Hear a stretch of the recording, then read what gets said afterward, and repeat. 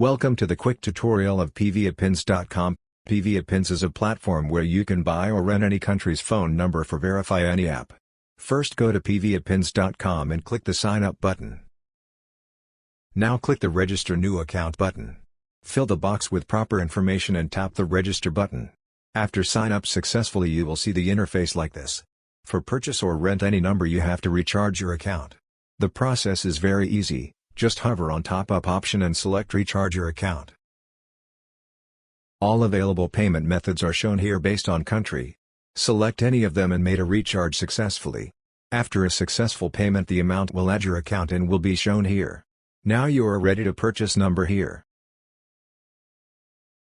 Today, we will learn how to create and verify a Careem account with a virtual phone number via PVAPins.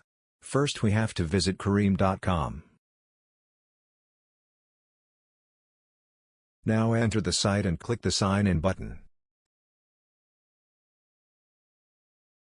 Select your country.